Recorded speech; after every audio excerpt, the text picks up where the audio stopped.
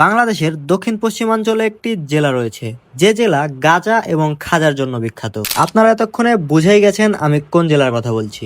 Welcome to Kushtia জেলা। কুষ্টিয়ার ভেড়ামারা এবং দৌলতপুর এলাকায় গেলে দেখা মিলবে তামাকের স্বর্গরাজ্যের। তো চলুন আজকে আপনাদের তামাক পাতার গল্প শোনাই। এই যে সারি করে আটি বেঁধে রাখা হয়েছে, এগুলো মূলত মাঠ থেকে তোলা সদ্য তামাক পাতা। আর একটু সামনে যেতেই দেখা মিলল বিশাল এক কর্মযজ্ঞের। এখানে তামাক পাতার প্রসেসিং চলছে।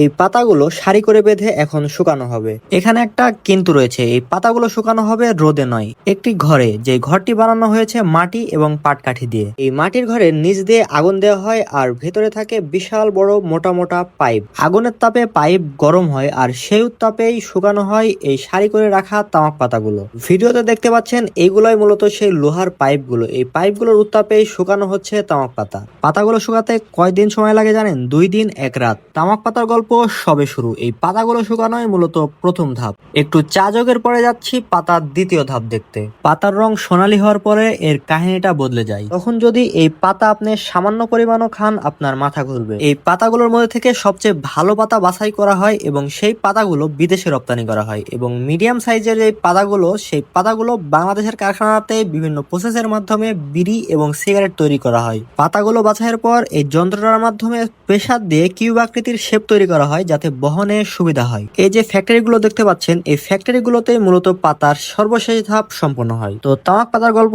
এই পর্যন্তই ছিল। দেখা হচ্ছে পরবর্তী কোনো ভিডিওতে।